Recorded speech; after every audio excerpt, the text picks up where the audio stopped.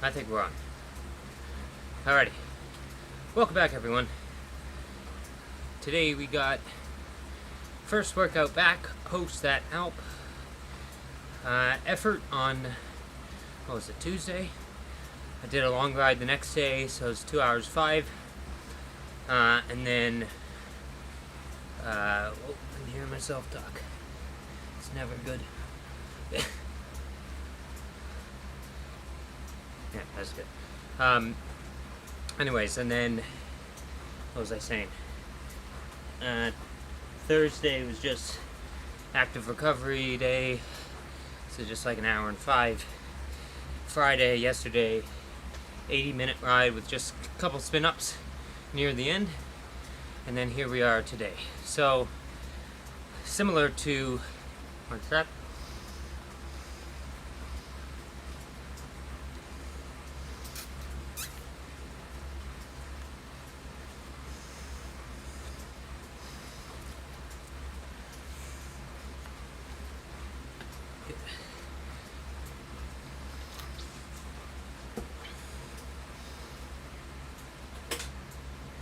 Similar to the last block, the first workout back is 2 minutes on, 1 minute off.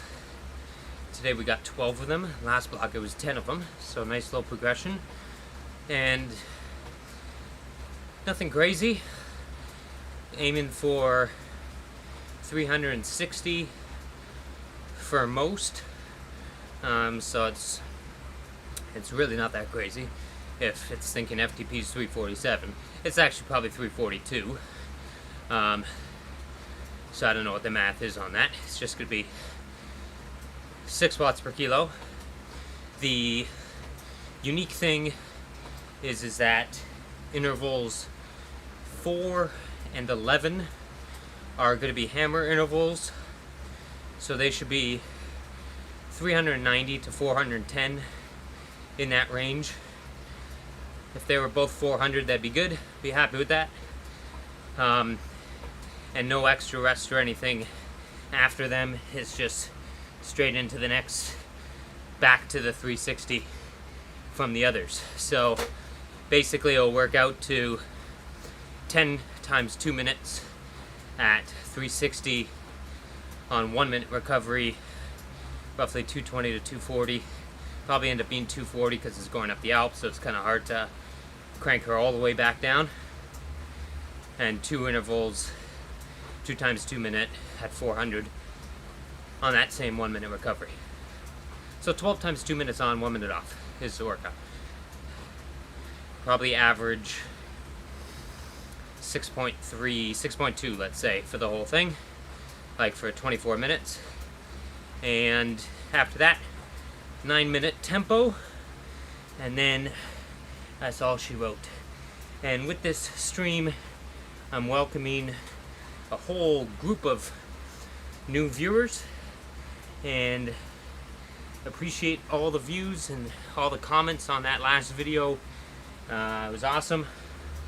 And yeah, so there's nothing special with this one. Just wanted to say hi, show my face again, and let you know that there will be many more videos coming.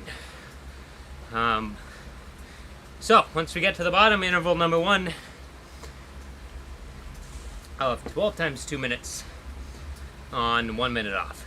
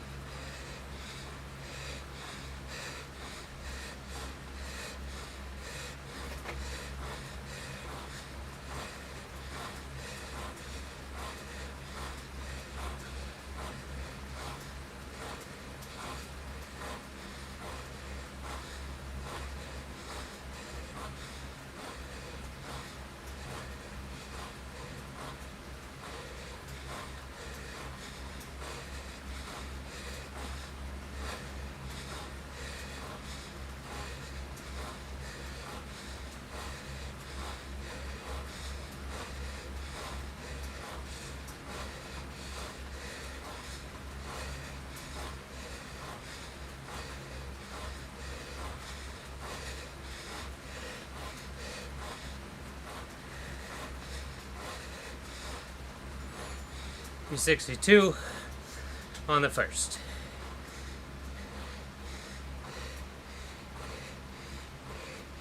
Fortunately, my chat thing's not coming up. Oh well. I'll have to see the chat later.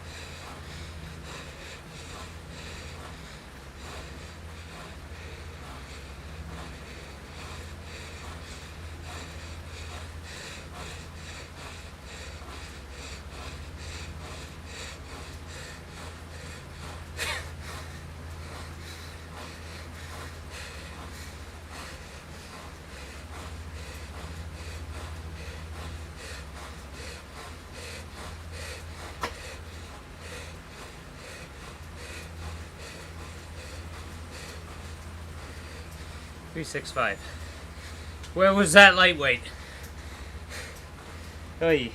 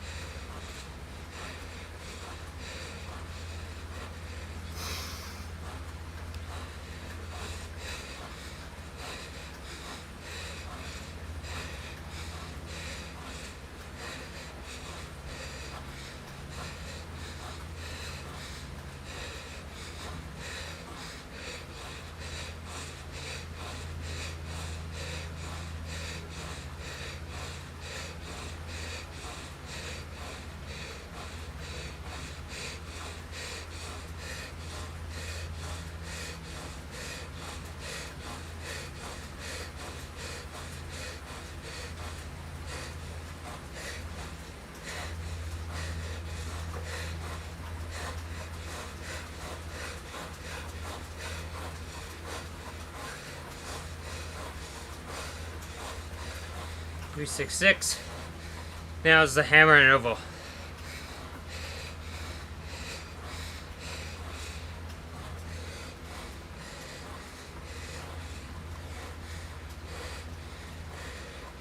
So this one, as I said, 390 to 410. I'm on the flat one, which I'm not as big of a fan of, but I really thought I'd be further after that last. Oh well. Gotta push power, no matter where you are.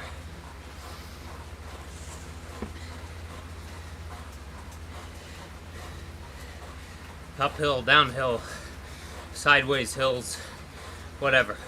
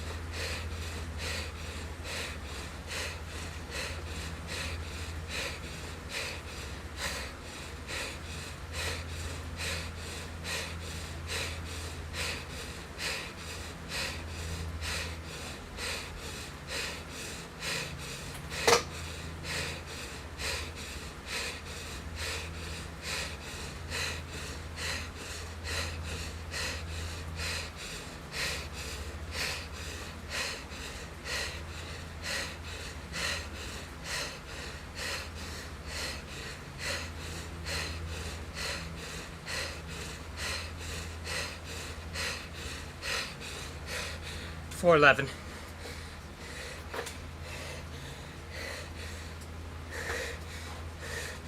Now we settle back in for a while.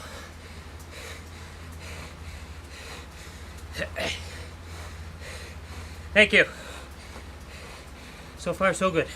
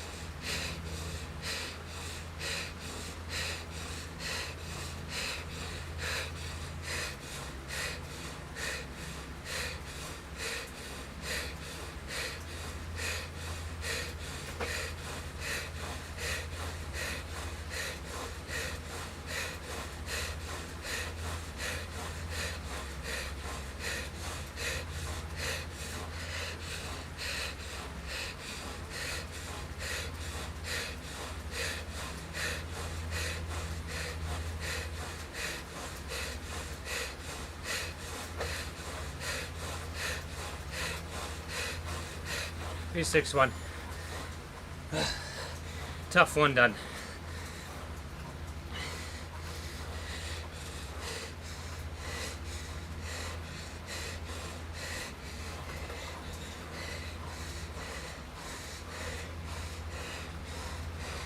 Number 6.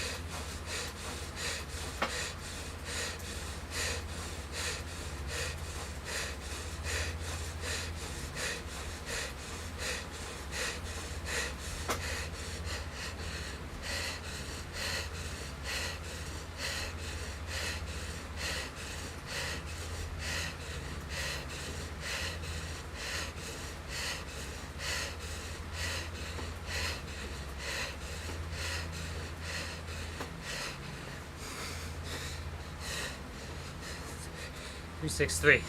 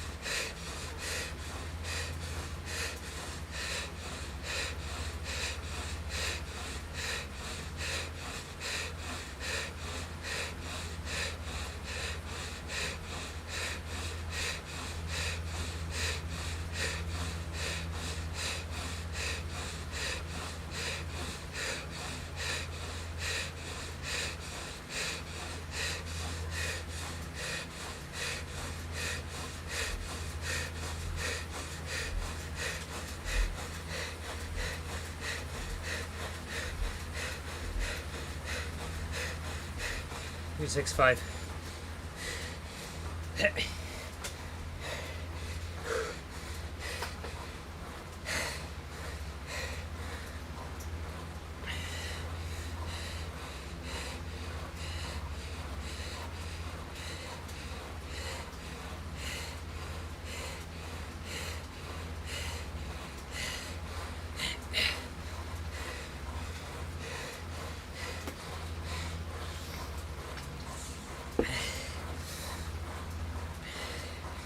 Number 8.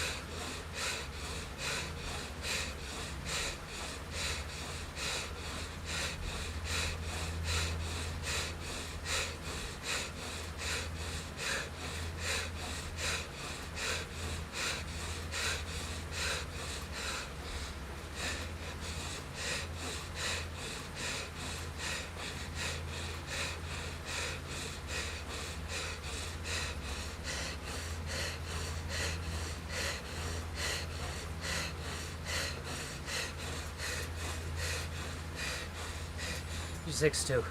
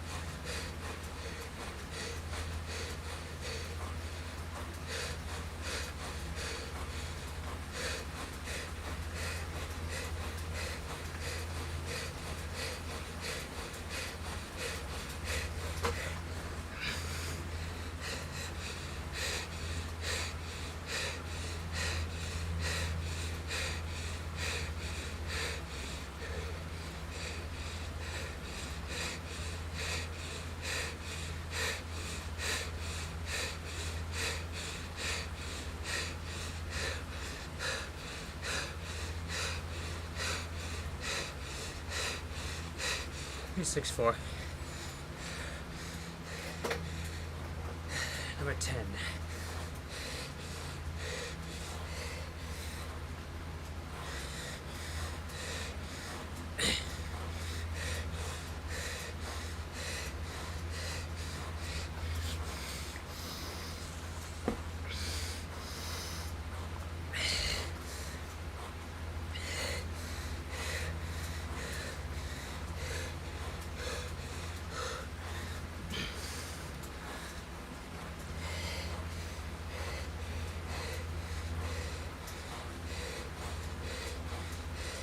Take it.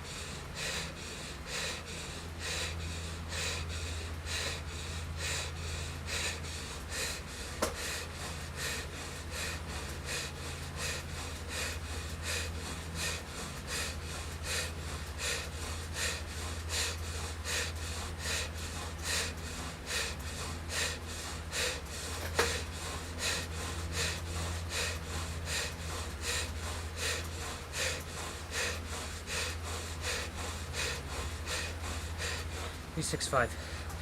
All right, now the last hammer interval coming up. We're at the second one. It's on one of my favorite turns. Beautiful.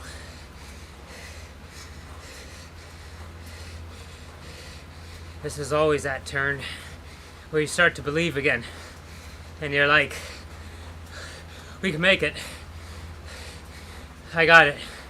This is like mentally, this is when that switch can kick. Or it does for me at least. Where it's just like, yeah, we got it.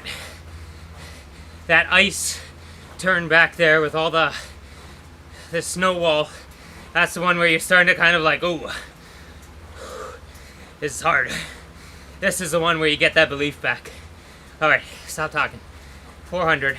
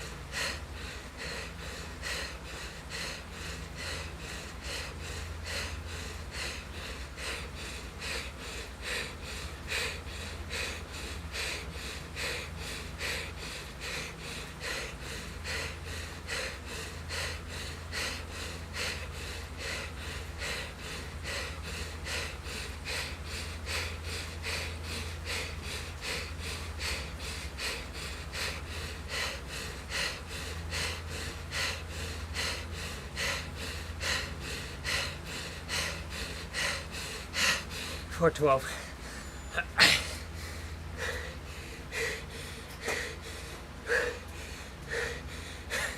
Another lightweight.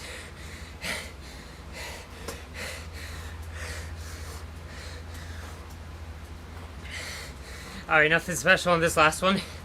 Just 360. That's all we want.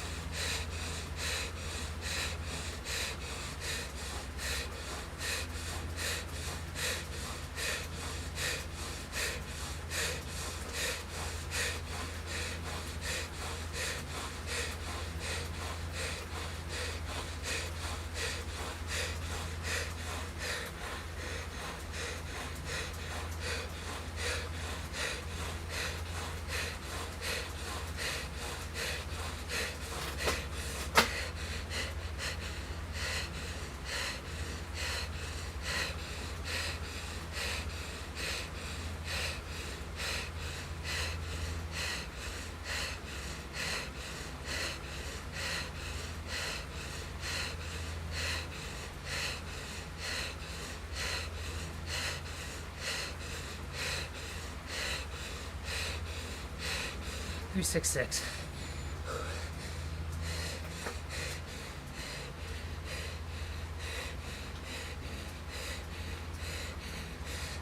Alrighty, 9-minute tempo, and then that's all she wrote. That was good, really good.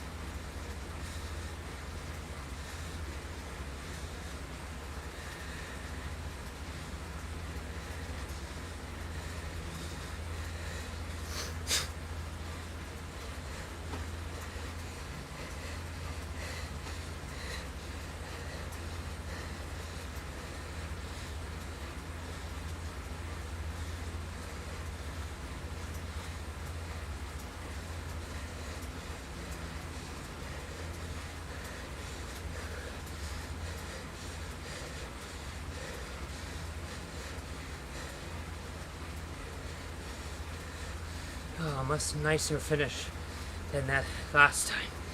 This is tranquille, easy.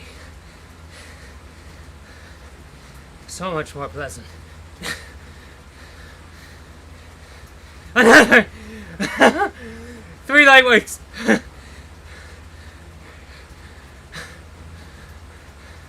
Unbelievable.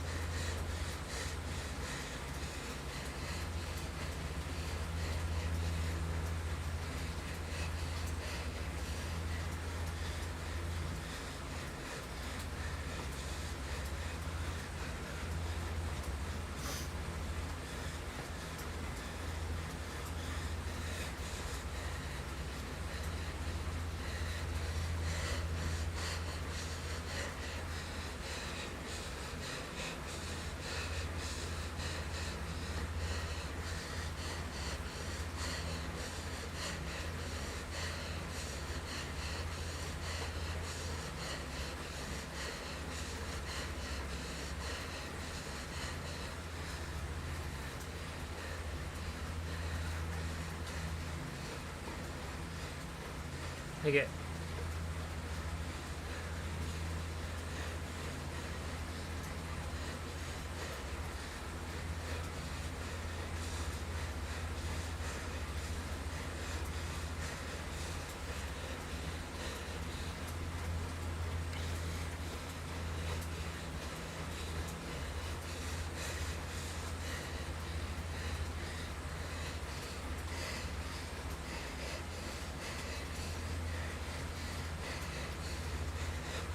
Oh, I love the sun.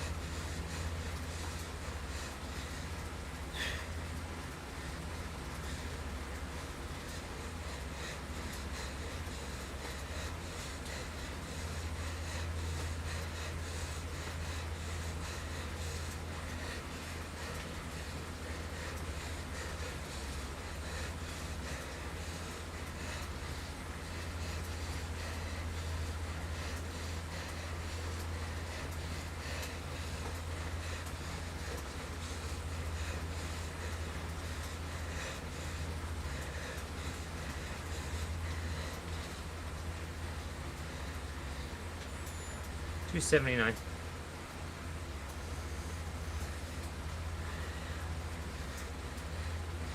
Good.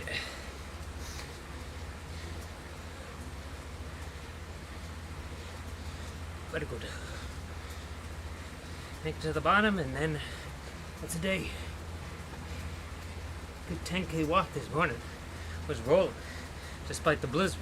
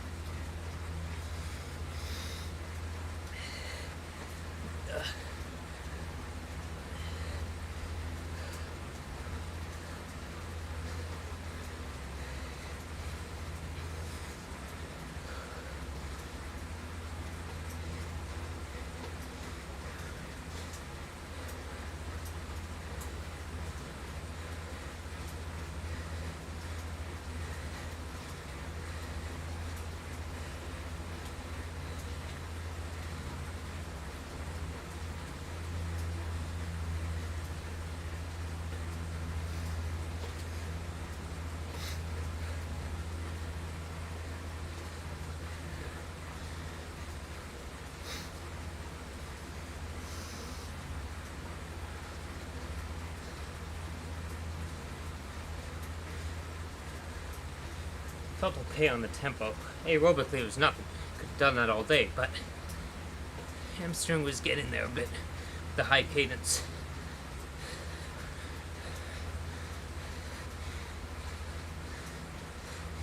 Did not like that high cadence part.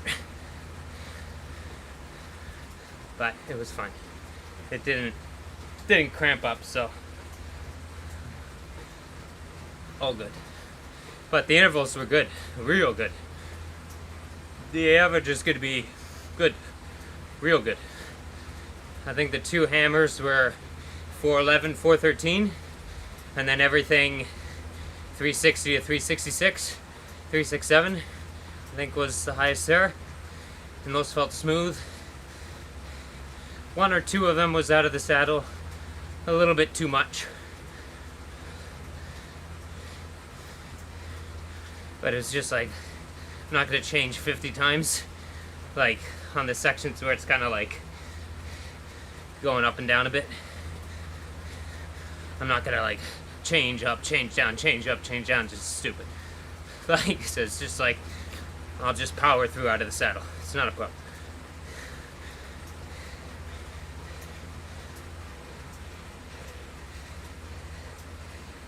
The thing that's amazing to me is that the high cadence recovery rides are really paying off, because around some of those turns I was over 90 RPM and at like 370. And if you remember the first time I went up the Alpe, like first time in the comeback, I mean, a couple months back, or a few months back, November I guess, I did not have that ability. As soon as we hit around the turns, the power just tanked, because I wasn't comfortable at all going even above like 82, 83 RPM. Now it was like, there were sections where I was just holding like 87, 88 around those turns. 90, I even had one there that was 100. Like hit over 100 there on one of them. And I did not have that ability the first time I did it. So that's really great that, like, even in the high inertia scenarios, able to still put out power. Really good, because triathlon is high inertia, you know, where you're traveling 45 to 50, like on flats. So it's like, you better be able to push in those scenarios, not just going up a hill.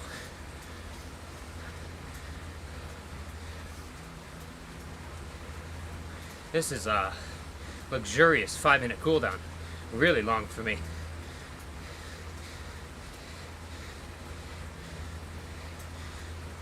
Three, two, one. Holy moly, it was perfect. Almost right to the bottom.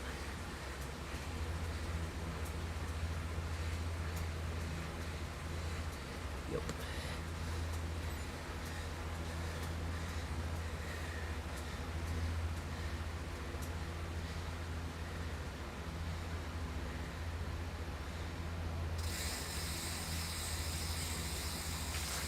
Alrighty.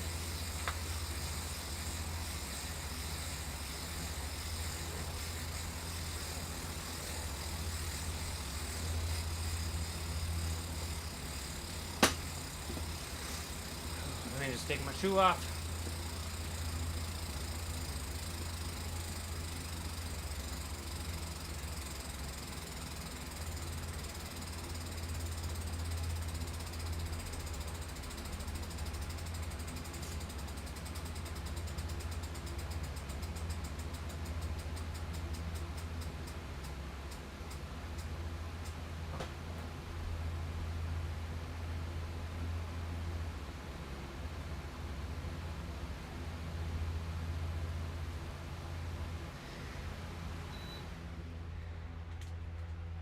If you're wondering all these times where I say, take my shoe off, why not shoes?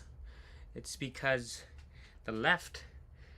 So, a while back on one of my stories, I posted a thing showing that the spring in my Speedplay pedals shattered into like 3-4 pieces. I think it was 3 pieces. And, yeah, let me just get the graph for you guys before you go. May as well. Here. Let's go display cap. And Zwift. Get out of my face. What are you guys seeing? As you catch up to me, I'll explain. So,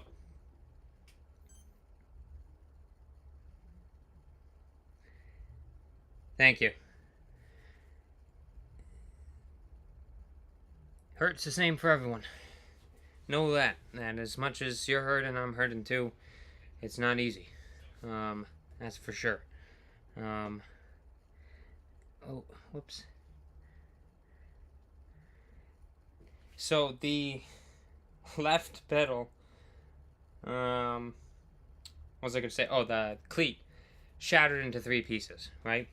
So I called, like, one that day. I was like, oh my goodness, I'm gonna have to not have a day on the bike. Oh my god, I'm gonna fall to pieces. I haven't had a day off the bike since October 7th, something like that, when I had the nerve block. And so, call one of the bike stores. I'm like, hey, do you have any speed play cleats around, hanging around. The guy says, no, but I can order it. And I'm like, yeah, so can I. I hate when people say that. Oh, but we can order it for you. It's like, yeah, I appreciate that, but I can order it too. No problem. And then I don't have to go pick it up at the store. Like, anyways, so I remembered, though, I happened to have the original springs from when I got the pedals, because in my cleats, even though they're the normal like aero cleats like that come with the Speedplay Wahoo Speedplay pedals, the black ones, I had taken a spring from an ultralight action cleat and put it into mine, so that both mine had ultralight action springs. Reason being because with the normal tension springs, I'm not heavy enough to engage the cleat. Like, I remember the very first time I tried them, like, it was like I literally was like, I stood there with all of me on that cleat, like, just like bouncing on it, and could not get it to clip in. It was not heavy enough. So they should have like a thing that says, like, 60 kilograms or whatever and under, can't, recommend light action. I didn't know this at the time, that I would just literally not be able to engage the thing. So took ultralight action things and put them into mine. And this thing shattered, but so I put a standard spring into it. I'm all over the place on my story. Thing shattered. All I had hanging around was a standard tension spring. So I put that into my cleat. So right now I have a standard tension on my left and an ultralight action on my right. The reason being, I would have replaced both, since it seems a little weird having one being, one tension and one another.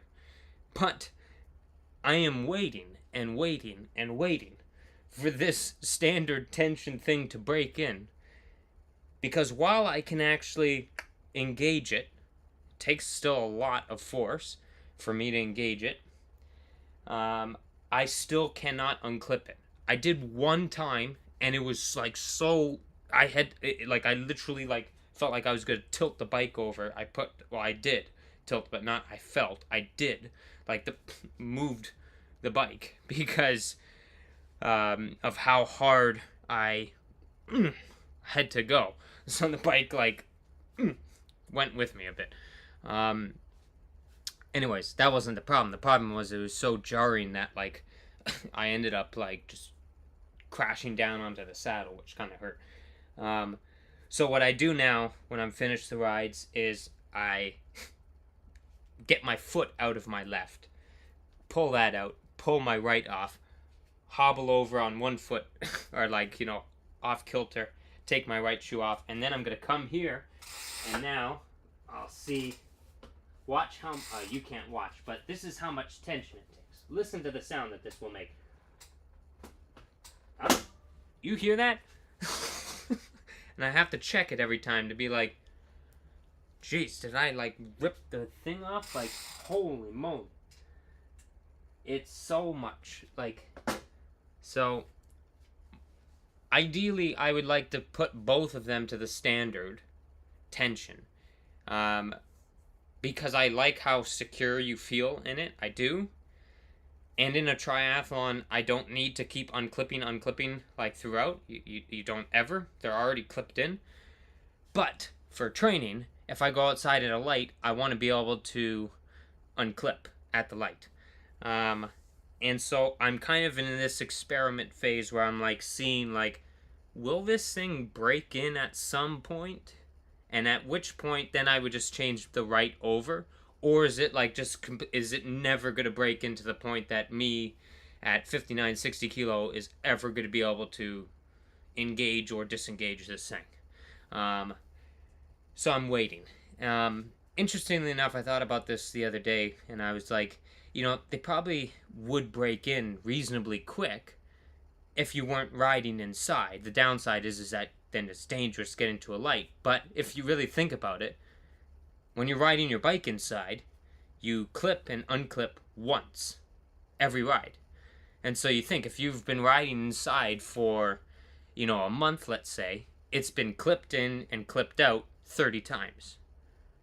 Well, you might unclip and clip 30 times in one ride outside with how many lights there are nowadays. So it's like, it's the break-in period might actually only be like a week in normal conditions if you're riding outside, but when you're only riding inside, it takes a long time, it seems. Anyways, I'm rambling. That was a really long-winded way of saying I can't unclip my left pedal. And so I need to do it one at a time. Anyway, let's see what that thing looks like and then we get going.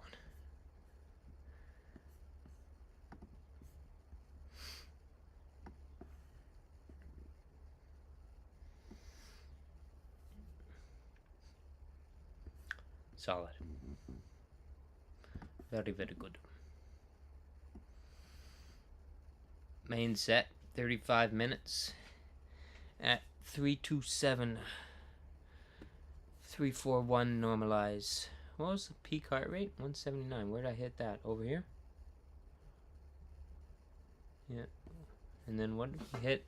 I did have to really work that fourth one because I had like a section around that turn, you see, where it dropped down and it came down a bit there. So I really had to work the end here. Yeah, so 415 at the end. So was it? Yeah, so actually I hit the peak. That's cool. So I hit the peak heart rate actually after the fourth. Really interesting. I mean, there's not much of a difference, but it's just interesting. I hit peak heart rate after number 4, and then after number 11 didn't get to that same heart rate, even though number 11 was actually 2 watts higher. But I think the intervals leading into that were actually a little bit more. So it's probably at a higher heart rate going in. 364, yeah. So it's probably at a higher heart rate going in. So what it hit after this one. So it's 171, and then let's go to the 10th one. Yeah. Close actually. So it's interesting. Maybe just different cadence.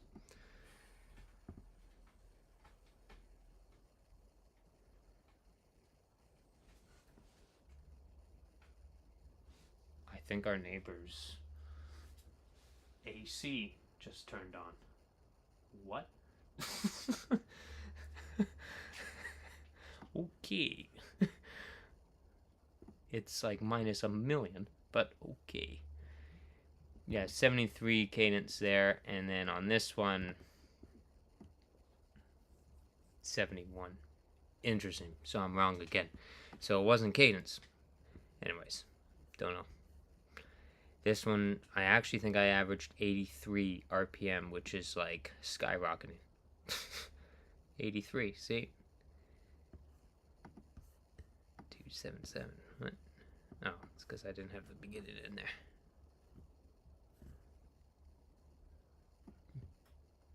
Whatever, 278.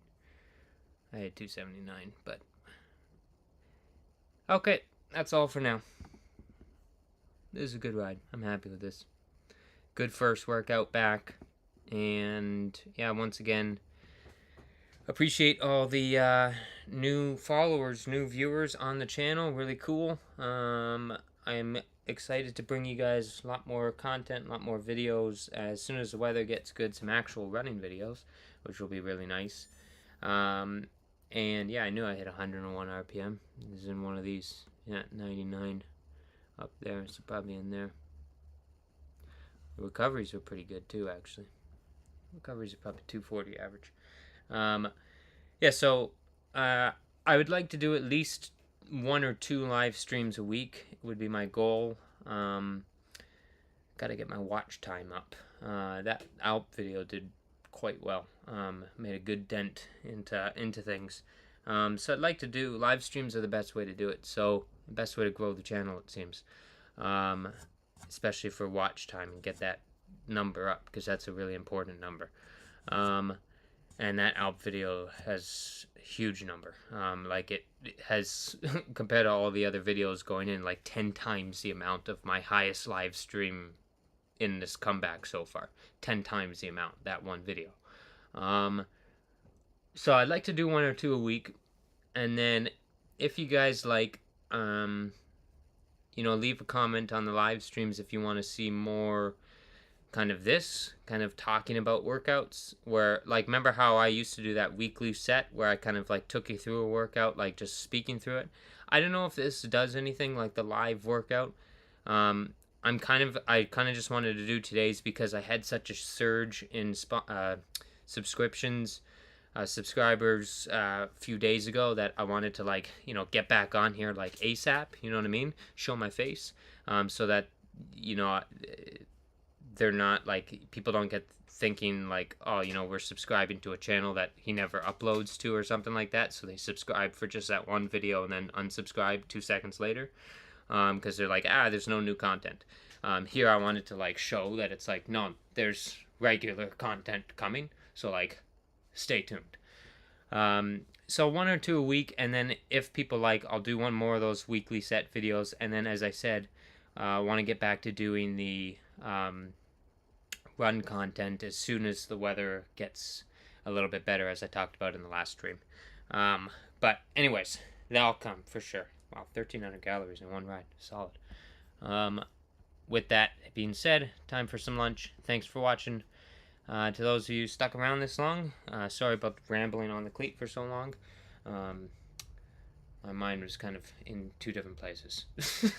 Thinking about the workout and thinking about this cleat story. Basically, the summary of it is being light is great for climbing hills, but there are a few drawbacks in that you can't engage standard tension cleats easily at all. So anyways, we'll see. Maybe I'll have to go back to the ultralight action, which I like because I can get in and out of them easily, but